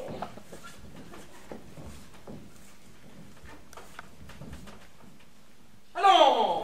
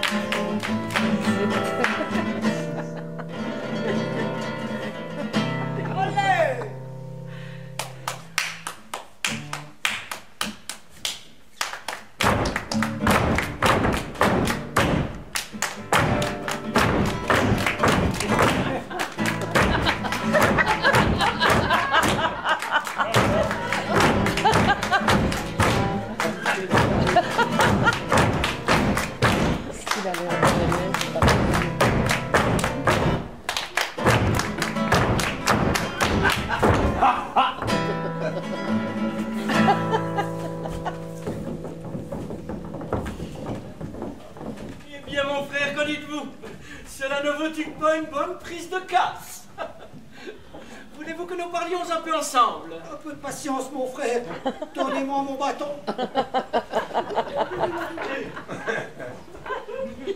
Je vais revenir. N'abandonnez pas, s'il vous plaît, les intérêts de votre nièce. J'emploierai toute chose pour l'obtenir ce qu'elle souhaite. Faut absolument empêcher ce mariage extravagant qu'il s'est mis dans la fantaisie. J'avais songé en moi-même que ça aurait été une bonne affaire d'introduire ici un médecin à notre poste pour le dégoûter de son monsieur Purgon et lui décrier sa conduite. comme nous n'avons personne à cet office, j'ai résolu de jouer un tour de ma tête. Oui, mais comment?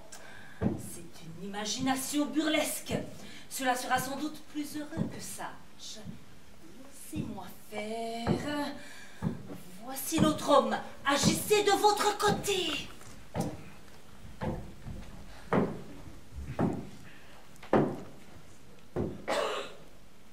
Voulez-vous bien, mon frère, que je vous présente avant toute chose de ne point répliquer à mes affaires? Voilà qui est fait. De ne point répondre n'importe quoi. Oui. Et de raisonner ensemble sur les affaires dont nous avons à parler avec un esprit détaché de toute passion. Mon Dieu, oui, voilà bien du préambule. D'où vient mon frère qu'ayant le bien que vous avez, et n'ayant d'enfant qu'une fille, car je ne compte pas la petite, d'où vient, dis-je, que vous parlez de la mettre dans un couvent? D'où vient, mon frère, que je suis maître dans ma famille pour faire ce que bon me semble? Votre femme ne manque pas de vous conseiller, de vous détacher de vos 2 filles, et je ne doute pas que par un esprit de charité, elle ne fut ravie de les voir toutes 2 bonnes religieuses. Oh, ça, nous y voici. Voilà d'abord la pauvre dame en jeu. C'est elle qui fait tout le mal, et tout le monde lui en veut. Non, mon frère, laissons-la là. Une femme qui a les meilleures intentions du monde pour votre famille et qui est détachée de toutes sortes d'intérêts. Qui a pour vous une bonté merveilleuse et qui montre pour vos enfants une affection et une bonté qui n'est pas concevable. N'en parlons plus. Revenons à votre fille. Sur quelle pensée, mon frère, la voulez-vous donner en mariage au fils d'un médecin? Sur la pensée, mon frère, de me donner un gendre tel qu'il me faut. Ce n'est point là le fait de votre fille, et il se présente un parti plus sortable pour elle. Oui, mais celui-ci, mon frère, est plus sortable pour moi. Mais le mari qu'elle doit prendre, doit-il être, mon frère, pour vous ou pour elle? Il doit être mon frère, et pour elle, et pour moi. Et je veux mettre dans ma famille les gens dont j'ai besoin. Par cette raison-là, si votre petite était grande, vous lui donneriez en mariage un apothicaire. Pourquoi non? Est-il possible que vous serez toujours en béguiné de vos apothicaires et de vos médecins, et que vous vouliez être malade en dépit des gens et de la nature? Comment l'entendez-vous, mon frère? J'entends, mon frère, que je ne vois point d'homme qui soit moins malade que vous, et que je ne demanderai point une meilleure constitution que la vôtre. Et si vous n'y prenez garde, votre médecin prendra tant soin de vous qu'il vous enverra en enfer. Mais raisonnons un peu, mon frère. Vous ne croyez donc point à la médecine? Je ne vois pas que pour son salut, il soit nécessaire d'y croire. Quoi? Vous ne tenez pas véritable une chose établie par tout le monde et que tous les siècles ont révérée? Bien loin de la tenir véritable, je la trouve entre nous une des plus grandes folies qu'il soit parmi les hommes. Et à regarder les choses en philosophe, je ne vois point de plus plaisante momerie, je ne vois rien de plus ridicule qu'un homme qui veut se mêler d'en guérir un autre. Les médecins ne savent donc rien à votre compte?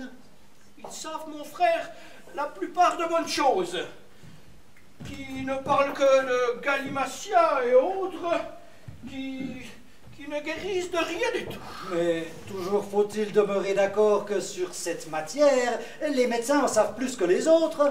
Ce sont pures idées que nous aimons à nous repaître. Lorsqu'un médecin vous parle de rectifier le sang, de tempérer les entrailles et le cerveau, de dégonfler la rate, de raccommoder la poitrine, de renforcer le foie, de réparer le cœur, de tempérer les entrailles et le cerveau, il ne vous parle que de... Qu'est-ce que je voulais que vous dise, moi? Mais enfin, mon frère, il y a des gens aussi sages et aussi habiles que vous. Et nous voyons que dans la maladie, tout le monde a recours au médecin. Ce sont pures idées que nous aimons à nous repaître. Il faut bien que les médecins croient leur art véritable, puisqu'ils s'en servent pour eux-mêmes. C'est une marque de la faiblesse humaine, et non pas de la vérité de leur art. Mais ils s'en servent pour eux-mêmes. C'est qu'il y en a parmi eux qui sont eux-mêmes dans l'erreur populaire dont ils profitent, et d'autres qui en profitent sans y être. Monsieur Purgon, par exemple, n'y sait point de finesse. C'est un médecin depuis la tête jusqu'aux pieds. C'est que vous avez, mon frère, une dent de lait contre lui. Mais enfin, venons au fait. Que faire donc quand on est malade? Rien. Et rien? Rien. Il ne faut demeurer qu'au repos. La nature d'elle-même, quand nous la laissons faire, se tire doucement du désordre où elle est tombée. Mais toujours faut-il demeurer d'accord, mon frère, qu'on peut aider cette nature par de certaines choses. Je vous dis, c'est des idées, pures idées à nous repaître. Ouais, vous êtes un grand docteur, à ce que je vois. Et je voudrais bien qu'il y eût ici quelqu'un de ces messieurs pour renvarer vos raisonnements et rabaisser votre caquet. Mon frère, je ne prends point tâche à combattre la médecine. Et chacun à ses périls et fortunes peut croire ce qui lui plaît. Ce que j'en dis n'est qu'entre nous, et j'aurais souhaité de pouvoir un peu vous tirer de l'erreur où vous êtes, et pour vous divertir, vous menez voir sur ce chapitre quelqu'une des comédies de Molière. C'est un bon impertinent que votre Molière avec ses comédies, et je le trouve bien plaisant d'aller jouer d'honnêtes gens comme les médecins. Ce ne sont point des médecins qu'ils jouent, mais du ridicule de la médecine. C'est bien à lui de se mêler, de contrôler la médecine, de se moquer des consultations et des ordonnances. Voilà un bon nigaud, un bon impertinent, de se moquer des médecins et d'aller mettre sur son théâtre des personnes vénérables comme ces messieurs-là. Que voulez-vous qu'il y mette que les diverses professions des hommes? On y met bien tous les jours des princes et des rois qui sont d'aussi bonne maison que les médecins. Par la mort, nom de diable! Si j'étais que des médecins, je me vengerais de son impertinence. Et quand il sera malade, je le laisserai mourir sans secours. Il aurait beau dire et beau faire, je ne lui ordonnerai pas la moindre petite saignée, pas le moindre petit lavement. Et je lui dirai, crève, crève! Cela t'apprendra une autre fois à te jouer à la faculté. Voilà bien en colère contre lui. Et pour changer de discours, je vous dirais que sur une petite répugnance que vous témoigne votre fille, vous ne devez point prendre des résolutions violentes pour la mettre dans un couvent. Que pour le choix d'un gendre, on ne doit pas suivre aveuglément la passion qui vous emporte, et qu'on doit sur cette matière s'accommoder un peu à l'inclination d'une fille.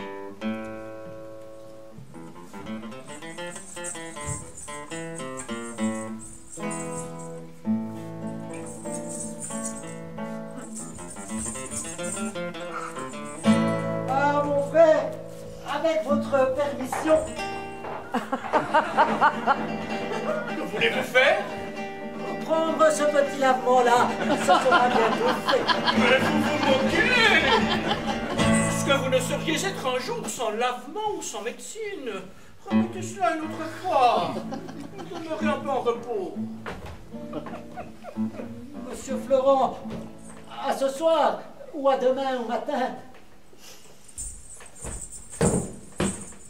De quoi vous mêlez-vous? De vous opposer aux ordonnances de la médecine et d'empêcher monsieur de prendre mon clistère. Vous êtes bien plaisant d'avoir cette hardiesse-là. Allez, monsieur, on voit bien que vous n'êtes pas accoutumé à parler à des visages. On ne doit point ainsi se jouer des remèdes et me faire perdre mon temps. Je ne suis venue ici que sur une bonne ordonnance.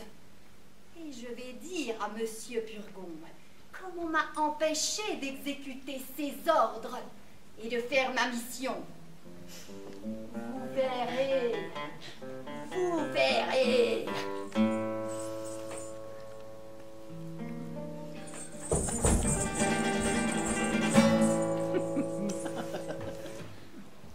Mon frère, vous serez cause ici de quelque incident? Le grand incident que ne pas prendre un lavement que monsieur Purgon a ordonné. Encore un coup, mon frère, est-il possible qu'il n'y ait pas moyen de vous guérir de la maladie des médecins et que vous vouliez toute votre vie ensevelie dans le remède? Mon Dieu, mon frère, vous en parlez comme un homme qui se porte bien. Mais si vous étiez à ma place, vous changeriez bien de langage. Il est aisé de parler contre la médecine quand on est en pleine santé. Mais quel mal avez-vous? Par la mort, nom de diable, vous me feriez enrager. Je voudrais que vous l'eussiez, mon mal.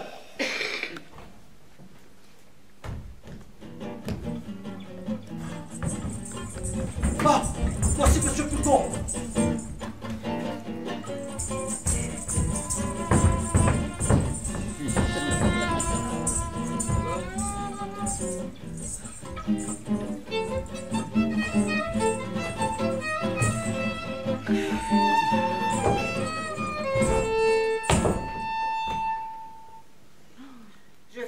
prendre là-bas à la porte de jolies nouvelles? Qu'on se moque ici de mes ordonnances et qu'on a fait refus de prendre le remède que j'avais prescrit? Monsieur, ce n'est pas... Voilà une hardiesse bien grande. Une étrange rébellion d'un malade contre son médecin. Cela est épouvantable. Épouvantable. Un clistère que j'avais pris plaisir à composer moi-même.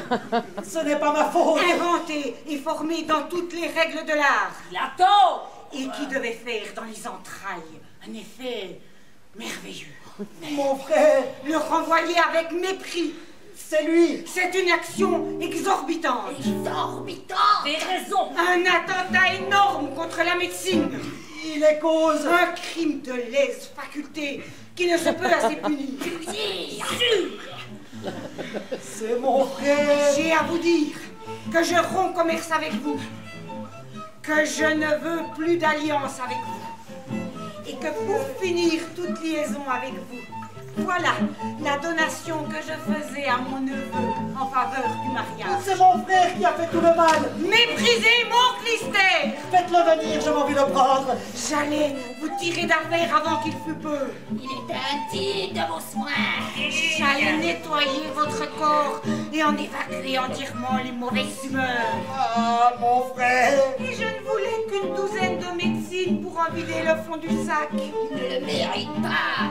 Mais puisque vous vous êtes soustrait de l'obéissance que l'on doit à son médecin, Ce n'est pas ma faute. puisque vous vous êtes soustrait à l'autorité de la médecine, Cela crie. j'ai à vous dire que je vous abandonne à votre mauvaise constitution, à l'intempérie de vos entrailles, à la corruption de votre sang, à la féculence de vos humeurs. Et je veux qu'avant qu'il soit 4 jours, Oh Dieu. vous deveniez dans un état incurable.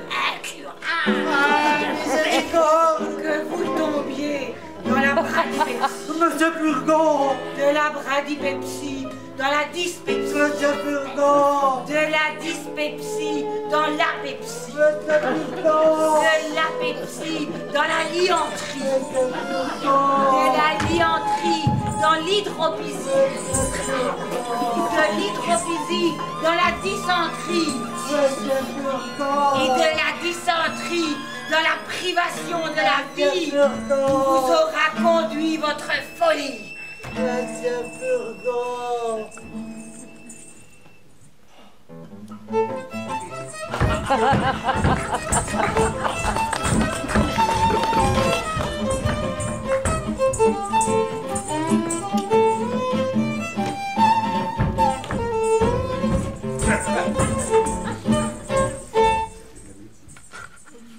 Oh mon Dieu. Je suis mort. Mon frère, vous m'avez perdu. Quoi? Qu'y a-t-il? Je n'en puis plus. Je sens déjà que la médecine se venge.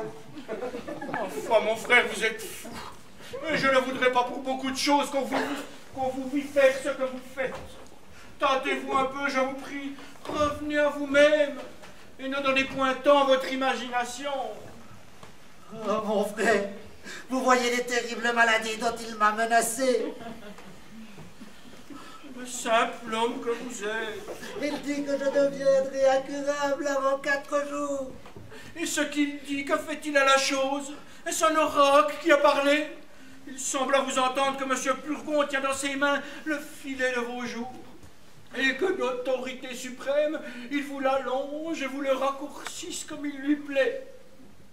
Songez que les principes de votre vie sont en vous-même, et que le courroux de M. Purgon est aussi peu capable de vous faire mourir que ses remèdes de vous faire vivre. Voici une aventure, si vous voulez, à vous défaire des médecins. Ou si vous êtes né à ne pouvoir vous en passer, il est aisé d'en avoir un autre avec lequel vous puissiez courir un peu moins de risques. Mon frère, il connaît tout mon tempérament et sait me gouverner. C'est vrai que vous êtes un homme d'une grande prévoyance et que vous voyez les choses avec de drôles de yeux. Monsieur, voilà un médecin qui demande à vous voir. Quel médecin? Un médecin de la médecine. Oui, mais quel est son nom? Je ne le connais pas. Mais il me ressemble comme deux gouttes d'eau. Et si je n'étais sûre que ma mère n'était honnête femme, je dirais que c'est quelques petits frères qu'elle m'aurait donnés depuis le trépas de mon père. Fais-la venir. Vous êtes servi à souhait. Un médecin vous quitte, un autre se présente. J'ai bien peur que vous ne soyez cause de quelque malheur. Oh, vous en revenez toujours là. Voyez-vous, mon frère, j'ai sur le cœur toutes ces maladies-là que je ne connais pas, toutes ces sortes... Messieurs, agré que je vienne vous rendre une petite visite pour vous proposer mes services pour toutes les saignées et les purgations dont vous pourriez avoir besoin. Monsieur, je vous suis fort obligé. Par ma foi, voilà Toinette elle-même. Et messieurs, je vous prie de m'excuser. J'ai oublié de donner une commission à mon valet. Il revient tout à l'heure. Eh, ne diriez-vous pas que c'est effectivement Toinette? Ah, il est vrai que la ressemblance est tout à fait grande. Mais on en a vu des sortes de ressemblances où tout le monde s'est trompé. Pour moi, j'en suis surpris. Que voulez-vous, monsieur? Comment? Ne m'avez-vous pas appelé? Moi, non. Il faut donc que les oreilles m'écornent. Demeure un peu ici pour voir comme ce médecin te ressemble. Non, j'ai assez à faire là-bas et je l'ai assez vu. Si je ne les voyais tous deux, je croirais que ce n'est qu'un. Non, je vous dis, c'est impossible. Pour moi, j'aurais été surpris à celle-là. Et j'aurais juré que c'est la même personne. Messieurs, je vous demande pardon de todo mi corazón. Cela est admirable. Vous ne trouverez pas mauvais, s'il vous plaît, la curiosité que j'ai eue de venir voir un illustre malade comme vous êtes. Et votre réputation qui s'étend partout peut excuser la liberté que j'ai prise. Monsieur, je suis votre serviteur. Je vois que vous me regardez fixement. Quel âge croyez-vous que j'ai? Je crois que tout au plus, vous pouvez avoir 26 ou 27 ans. J'en ai 90. 90. Vous voyez là un secreto de mon art que de me maintenir aussi frais et vigoroso. Par ma foi, voilà un beau jeune vieillard pour 90 ans. Je suis un médico de passage que se va de ville en ville, de province en province, de royaume en royaume, pour chercher d'illustres malades, pour trouver des malades dignes de m'occuper, capables d'exercer les grands et beaux secrets que je peux trouver dans la médecine. Je dédaigne à m'occuper à ces menoufatras des maladies ordinaires, à ces bagatelles de rhumatisme, à ces fièvrottes, à ces vapeurs, à ces migraines. Je veux des maladies d'importance, des bonnes fièvres pourprées, des bonnes pestes, des bonnes pleurésies avec des inflammations de la poitrine. C'est là que je me plais, c'est là que je triomphe. Je voudrais que vous eussiez toutes les maladies que je viens de dire, que vous fussiez abandonnés de tous les médecins, à l'agonie, désespérés, pour vous montrer l'excellence de mes remèdes et l'envie qu'il y aurait de vous rendre service. Je vous suis obligé, monsieur, des bontés que vous avez pour moi. Donnez-moi votre époux. Allons donc, que l'on batte comme il faut.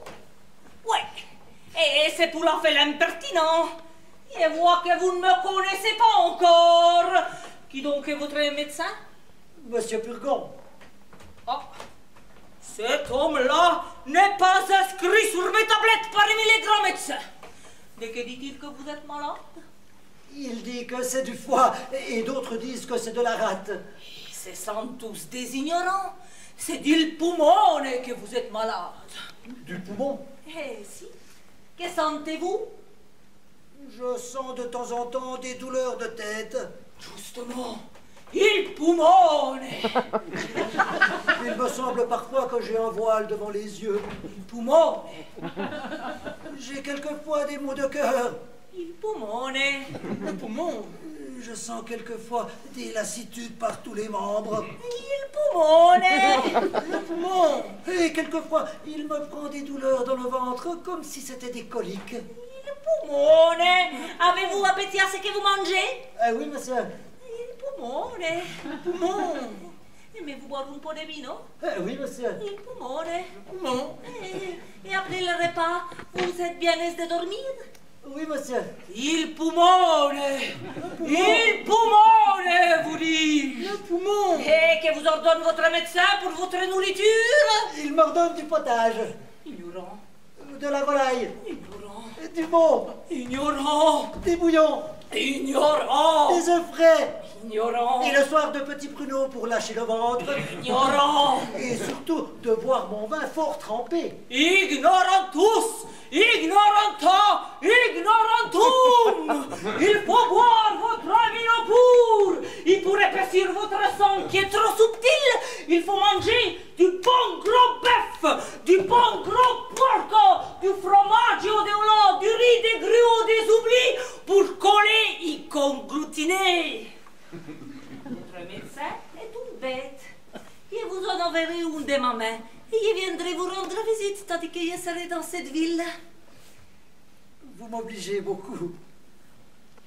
Que diantre faites-vous de ce bras-là? Comment? Et voilà un bras que je me ferais couper si j'étais à votre place. Et ne voyez-vous pas qu'il tire à soi toute la nourriture? Oui, mais j'ai besoin de mon bras. Vous avez là aussi un œil droit que je me ferais crever si j'étais que de vous. Crever un œil? Et si ne voyez-vous pas qu'il empêche ces côtés-là de profiter? Voyez-moi, faites-vous-le crever au plus tôt et vous en verrez plus clair dans l'œil gauche. Cela n'est pas pressé. Pour moi. Je dois me trouver à une grande consultation que se doit donner pour un homme qui mourut hier. Pour un homme qui mourut hier? Si, pour aviser et savoir ce qu'il aurait fallu lui faire pour le guérir.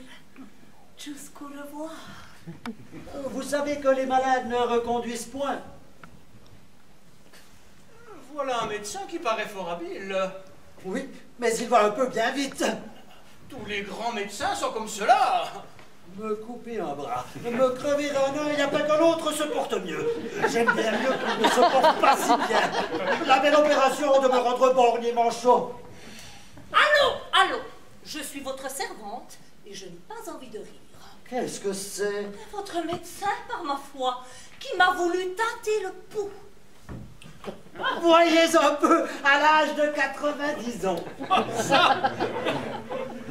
Puisque vous voilà brouillé avec Monsieur Purgon, ne voulez-vous pas bien que je vous parle du parti qui s'offre pour ma nièce?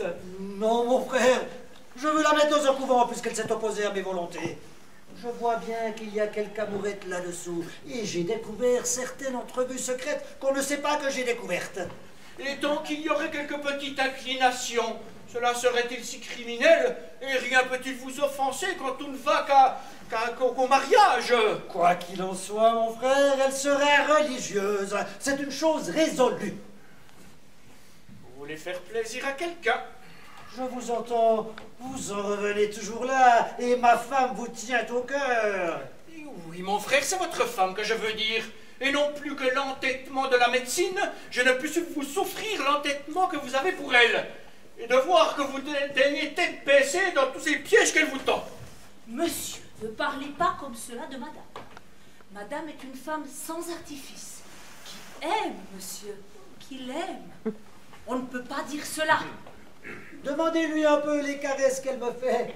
Cela est sûr. L'inquiétude que lui donne ma maladie. Il est vrai. Et les soins et les peines qu'elle prend autour de moi. Assurément. Voulez-vous que je vous convainque et vous fasse voir tout à l'heure comment madame aime monsieur? Souffrez que je le tire d'erreur et lui montre son bec jaune. Et comment? Mettez-vous tout étendu dans cette chaise et contrefaites le mort. Madame s'en va revenir. verrez la douleur où elle sera quand elle vous découvrira. Je le veux bien. Mais ne la faites pas trop languir, elle en pourrait bien mourir. Laisse-moi faire. Vous, cachez-vous dans ce coin-là. N'y a-t-il pas quelque danger à contrefaire le bord? Non, quel danger y aurait-il? Remettez-vous comme vous étiez. Mais j'entends, madame, tenez-vous bien. Oh, mon Dieu! Ah, malheur! Quel étrange accident! Qu'est-ce, Toinette?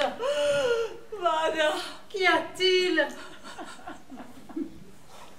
votre mari est mort. Mon mari est mort? Hélas, oui. Assurément. Assurément. Je me suis trouvée ici toute seule. Personne n'est encore au courant de cet accident-là. Il vient de passer.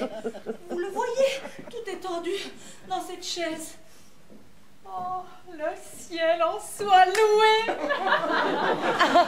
Me voilà délivrée d'un grand pardon. Oh, que tu es sotte, Toinette, de t'affliger de cette mort. Je pensais, madame, qu'il fallut pleurer. Va, cela n'en vaut pas la peine. Quelle perte est-ce que la sienne? Et de quoi servait-il sur la terre? Un homme incommode à tout le monde. Malpropre, dégoûtant, sans cesse un lavement ou une médecine dans le ventre, mouchant, toussant, crachant toujours, sans esprit, ennuyeux, de mauvaise humeur, fatiguant sans cesse les gens, et grondant jour et nuit servantes et valets. Voilà une belle oraison funèbre. Il faut, Toinette, que tu m'aides à exécuter mon dessein. Et tu peux croire qu'en me servant ta récompense est sûre, puisque pour bonheur, personne n'est encore averti de la chose. Portons-le dans son lit et gardons cette mort cachée jusqu'à ce que j'ai fait mon affaire. Il y a des papiers, il y a de l'argent dont je me veux saisir. Il n'est pas juste que j'ai passé auprès de lui sans fruit les plus belles années. Allons, Toinette, prenons d'abord toutes ces clés. Doucement! Oui, madame ma femme, c'est ainsi que vous m'aimez. Ah, le défunt n'est pas mort.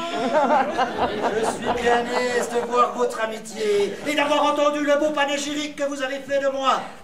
Voilà un avis au lecteur qui me rendra sage à l'avenir et qui m'empêchera de faire bien des choses. Eh bien, mon frère, vous voyez. Par ma foi, je n'aurais jamais cru cela. Mais j'entends votre fille. Remettez-vous comme vous étiez. Et voyons de quelle manière elle recevra votre mort. C'est une chose qu'il n'est pas mauvais d'éprouver. Et puisque vous êtes en train, vous saurez par là les sentiments que votre famille a pour vous.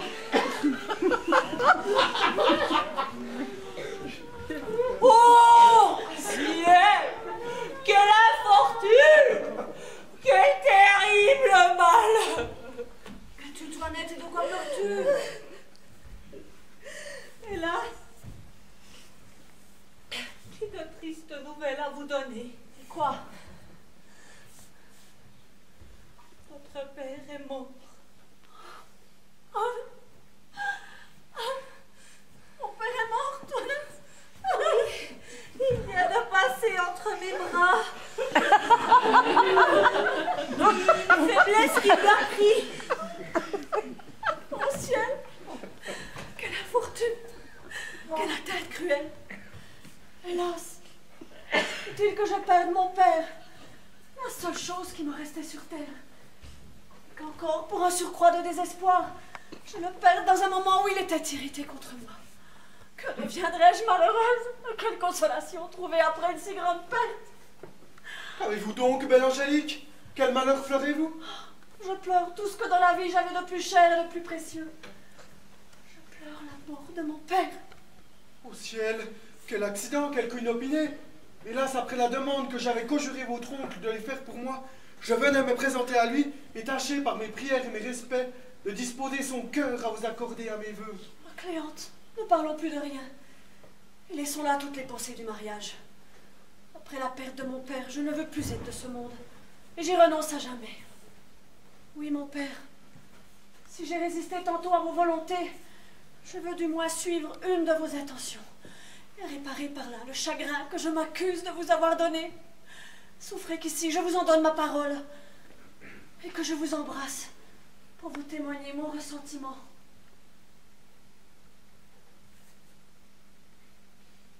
Ah, ma fille! Viens, n'aie point de peur, je ne suis pas mort.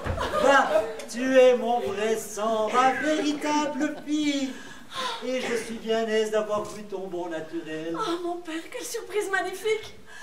Puisque, par un bonheur extrême, le ciel vous redonne mes vœux. Souffrez qu'ici je me jette à vos pieds pour vous supplier d'une chose. Si vous n'êtes pas favorable au penchant de mon cœur, si vous me refusez Cléante pour époux, je vous conjurerai en moi de ne me point forcer à en épouser un autre. C'est là toute la grâce que je vous demande. Eh monsieur, laissez-vous toucher à ses prières et aux miennes, et ne vous montrez point contraire aux mutuels empressements d'une si belle inclination. Mon frère, pouvez-vous tenir la compte? Monsieur, serez-vous insensible à tant d'amour?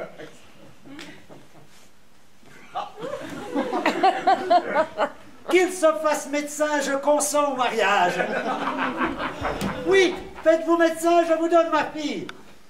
S'il ne tient qu'à cela pour être votre gendre, je me ferai médecin, apothicaire même, si vous voulez. Ce n'est pas une affaire que cela. Je ferai tant de choses pour obtenir la belle Angélique. Eh, mon frère, il me vient une idée. Faites-vous médecin vous-même. La commodité sera encore plus grande d'avoir en vous tout ce qu'il vous faut. Mais oui, voilà le meilleur moyen de vous guérir tout seul. Et il n'y a pas de maladie plus osée que de se jouer à la personne d'un médecin. Je pense, mon frère, que vous vous moquez de moi. Est-ce que je suis en âge d'étudier? Bon, étudiez. Vous êtes assez savant, et il y en a beaucoup parmi eux qui ne sont pas plus habiles que vous. Oui, mais il faut savoir bien parler latin, connaître les maladies et les remèdes qu'il y faut faire. En recevant la robe et le bonnet de médecin, vous apprendrez tout cela, et vous serez après plus habile que vous ne voudrez. Quoi? L'on sait discourir sur les maladies quand on a cet habit-là? Oui, avec une robe et un bonnet, tout galimatia devient savant, et toute sottise devient raison. En tout cas, je suis prêt à tout. Voulez-vous que l'affaire se fasse tout à l'heure? Comment tout à l'heure? Oui, et dans votre maison. Dans ma maison? Je connais une faculté de mes amis qui viendra en faire la cérémonie dans votre salle. Cela ne vous coûtera rien. Mais moi, que dire? Que répondre? L'on vous instruira en quelques mots et l'on vous mettra par écrit ce que vous devez dire. Allez-vous-en vous mettre en habit décent. Je vais les envoyer quérir. Allons, voyons cela.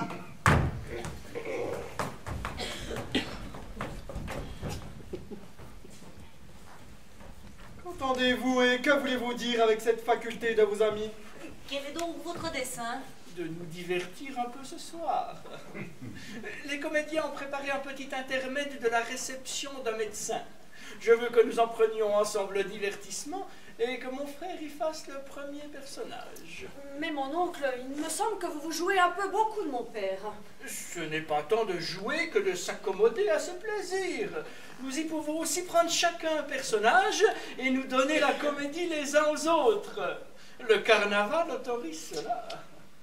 Allons vite préparer toutes choses.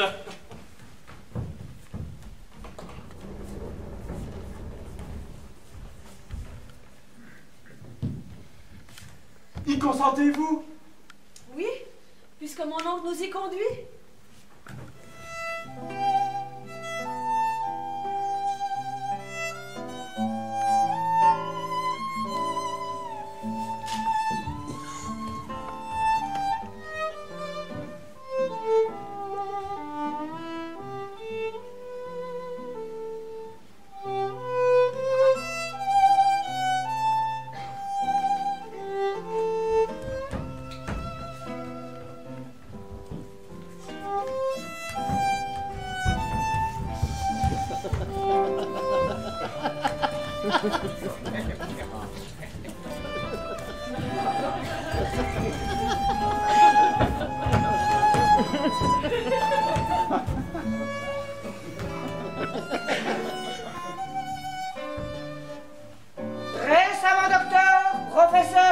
médecine qui êtes assemblés ici. Et vous autres, messieurs, des sentences de la faculté, fidèles exécutants, chirurgiens et apothicaires et toute la compagnie aussi, salut, bonheur, argent et bon appétit. Je ne peux, docte confrère, en moi admirer assez quelle bonne invention est la profession de médecin. Quelle belle chose et bien trouvée que cette médecine bénie, qui par son seul nom, miracle surprenant, depuis si longtemps fait vivre à gogo tant de gens de toute race. Le monde entier, courant après nos remèdes, nous regarde comme des dieux. Et à nos ordonnances, nous voyons soumis princes et rois. Donc, il est de notre sagesse de prendre garde à ne recevoir dans notre docte corporation que des personnes capables et entièrement dignes de remplir ces places honorables. C'est pour cela qu'à présent vous avez été convoqués. Et je crois que vous trouverez une digne matière de médecin dans le savant homme que voici, lequel en toute chose je vous donne à interroger et à examiner à fond par vos capacités. Si permission m'est donnée par le Seigneur le Président, et par tant de docteurs, et par les illustres assistants, autres savants bacheliers que j'estime et honore, je demanderai la cause et la raison pour lesquelles l'opium fait dormir. Le docteur me demande la cause et la raison pour lesquelles l'opium fait dormir. À quoi je réponds? Parce qu'il est en lui une vertu dormitive dont la nature est d'endormir les sens. Bien répondu. Il est digne d'entrer dans la corporation, il est digne d'entrer. Avec la permission du Seigneur Président de la très docte faculté et de toute la compagnie témoin de nos actes, je te demanderai, docte Bachelier, quels sont les remèdes que dans la maladie nommée hydropésie il convient d'appliquer. Clistère donné, puis saigné, ensuite purgé. Bien répondu. Il est digne d'entrer dans la corporation, il est digne d'entrer. S'il semble bon, Seigneur Président, à la très docte faculté et à la compagnie présente, je te demanderai, docte Bachelier, quel remède aux éthiques, aux asthmatiques et aux pneumoniques tu trouves à propos donné. Clisterium donare, postea segnare, ensuita purgare. Bien répondu. Il est digne d'entrer dans la corporation, il est digne d'entrer. Sur toutes ces maladies, le docteur Bachelier a dit des merveilles. Mais si je n'ennuie pas le Seigneur Président, la très docte faculté et toute l'honorable compagnie qui écoute, je lui ferai une seule question. Hier, un malade tomba dans mes mains. Il avait une grande fièvre avec des redoublements, une grande douleur de tête et un grand mal au côté, avec une grande difficulté et peine à respirer. Veux-tu me dire, docteur Bachelier, ce qu'il faut lui faire? Clistère donné, puis saigné, ensuite purgé. Et si la maladie opiniâtre ne veut pas guérir? Clistère donné, puis saigné, ensuite purgé. Ressaigné, repurgé et clistère redonné. Bien répondu. Il est digne d'entrer dans la corporation, il est digne d'entrer. Tu jures d'observer les statuts prescrits par la faculté avec sens et jugement? Je jure. D'être dans toutes les consultations de la vie des anciens, qu'ils soient bons ou mauvais? Juro. De ne jamais te servir d'aucun remède que ceux seulement de la docte faculté? Le malade dut-il crever et mourir de son mal? Je jure.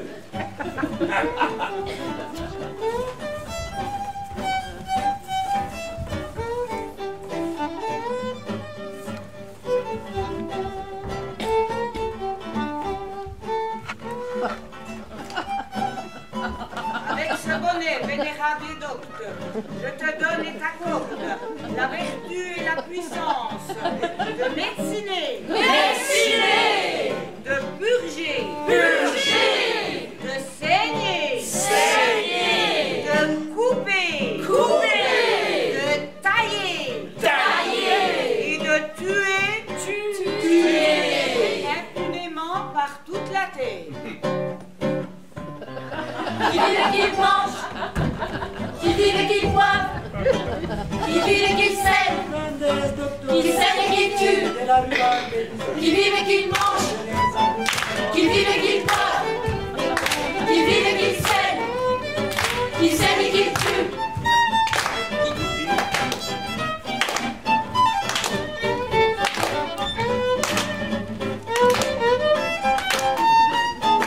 Qui vive et qui mange, qui vive et qui boit, qui vive et qui saigne et qui tue, qui vive et qui mange, qui vive et qui boit, qui vive et qui saigne et qui tue. Puissent toutes les années être bonnes et favorables, et ne voir jamais que des pestes, des féroles, des fièvres, des pleurésies, des flux de sang et des dysenteries. Qui vive et qui mange, qui vive et qui boit, qui vive et qui saigne et qui tue, qui vive et qui mange, qui vive et qui boit, qui vive et qui saigne et qui tue, qui saigne et qui tue, qui saigne et qui tue, qui saigne et qui tue, qui saigne et qui tue, qui saigne et qui tue.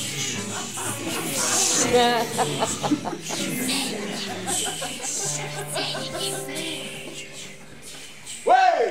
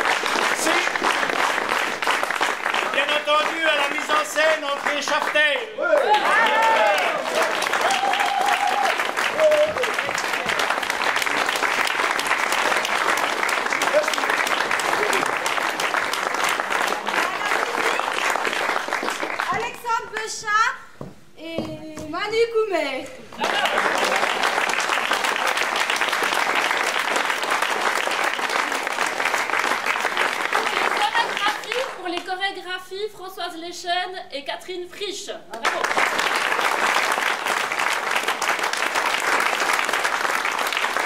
La scénographie, Stéphanie Dorian. Ouais.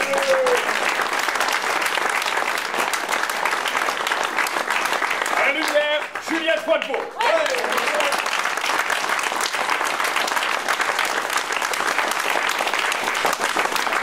Et pour les costumes, Jacqueline Rosset.